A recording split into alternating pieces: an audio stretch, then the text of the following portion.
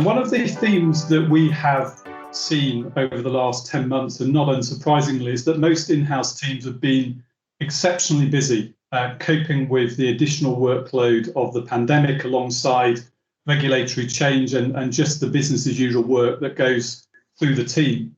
And we've seen laser focus from in-house teams around what work gets done within the legal team and how that work gets done.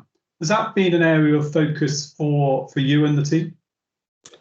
Yes. So, I mean, commenting on the pandemic first, clearly, I think like a lot of businesses, there was that initial period where there was just a huge amount of activity as we adapted to sort of the new way of working.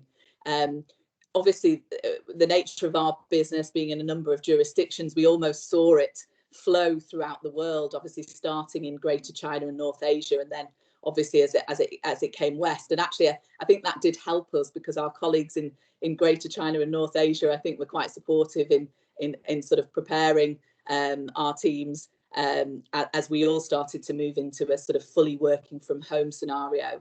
But I think, you know, that initial period was incredibly busy for the legal teams. Obviously, lots of crisis management type work. And I think we all were fed up of discussing flexible signature methods. So, you know, that initial period was very busy. I would say then it sort of settled down for a lot of teams. But obviously, there were certain teams where, you know, there continued to be a sort of heightened amount of work and still is. So obviously, we think about our employment law team, lots of issues for them.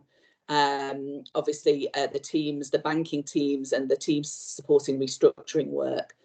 But I think for the majority of teams, it sort of settled back into BAU pretty quickly, and we adapted to sort of that fully working from home. And I think the trend that we saw is the trend that we've seen for a number of years, and that isn't anything to do with COVID, which is that, you know, we are seeing more demand for our legal support internally in terms of that BAU support and that project support, whether it be because of initiatives that our organisation wants to roll out or regulatory projects. But at the same time, you know, the answer is not to just keep adding headcount. To manage that, you know, that isn't sort of an efficient solution to constantly keep increasing the headcount to meet the demand. So I think that has, you know, we're facing that trend, but it's a trend that you know, we've been facing for a number of years, and obviously sort of thinking about how we manage that dynamic in the function. And as part of that strategy, Helen, I assume that the development of the centres of excellence over the last couple of years has been key to how you see the legal team developing more broadly. Yeah, I think that's right. So, I mean, one of my, and I call it the productivity journey, and I like to focus on sort of value rather than cost.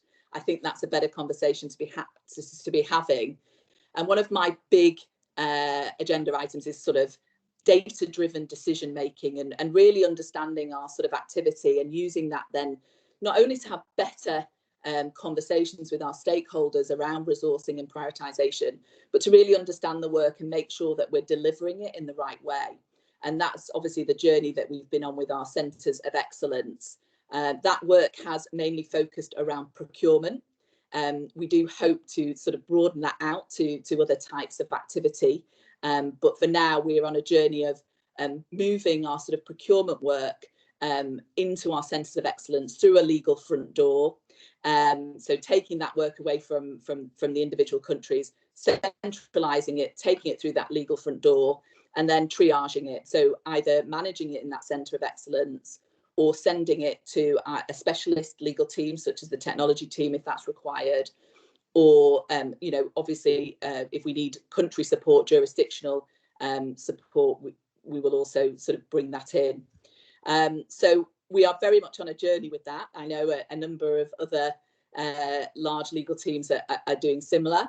You know, we were fortunate to be able to leverage the centres of excellence that the organisation already had. That gave us a head start in sort of building ours out.